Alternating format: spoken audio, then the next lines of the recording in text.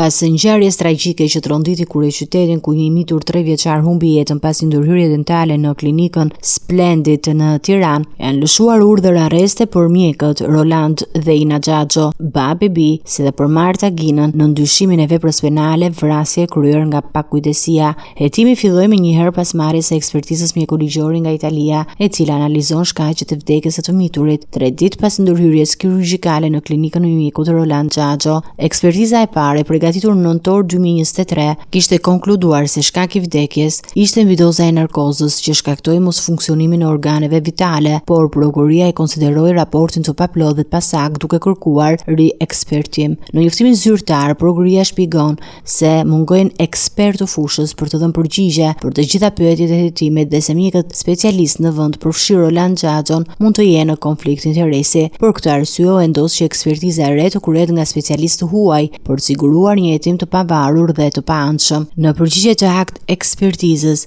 ekspertët italian kanë konstatuar shkelje të rënda të mjekëve, sipas tyre 3 vjeçari humbi jetën nga shoku septik i rënd që solli më pas insuficiencën progresive të shumë organeve. Gjatë ndërhyrjes dentare dhe procedurës së anestezisë nga ana e anestezistit dhe stomatologëve që kanë trajtuar të miturin, janë konstatuar shkelje të rënda të protokolleve mjekësore ndërkombëtare dhe praktikave më të mira mjekësore, të cilat kanë një lidhje shkaksore të drejtë për drejtë me vdekjen e tij. Ngjarja ka tronditur jo vetëm familjen e viktimës, por edhe opinionin publik, duke ngjatur shqetësim për sigurinë e fëmijëve gjatë ndërhyrjeve dentare dhe për rregulloren e praktikave mjekësore private në vend. Autoritetet po vijojnë hetimet për të përcaktuar përgjegjësitë ligjore të gjithë të përfshirëve dhe për të marrë masat e nevojshme në kuadër të ligjit.